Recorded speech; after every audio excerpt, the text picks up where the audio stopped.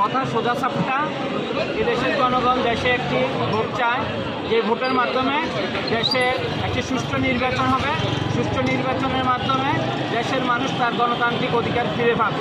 কিন্তু আমার যারা এখন ইন্টেরিয়াম ক্ষমতায় আছে তারা নানা ধরনের টালবাহানা করছে এই ভোটকে বানচাল করার জন্য। তাই আমরা জনগণকে বলবো, আপনারা সদা সর্বদা সজাগ থাকবেন। এই যে হানা ভোট নিয়ে ইন্টেরিয়াম গভর্নমেন্ট কোনো ধরনের মতামত দিতে পারে না। এটা জনগণ যার যার মতামত দিবে, বিভিন্ন দল যার যার অবস্থান কষ্ট করবে।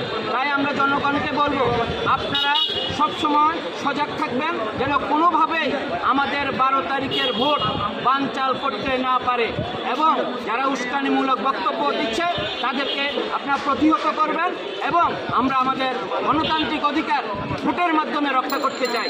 আপনারা পাশে থাকবেন। জনগণ যেভাবে অতীতেও দাঁড়িয়েছে, ভবিষ্যতেও রাস্তায় নামবে। সবাইকে ধন্যবাদ।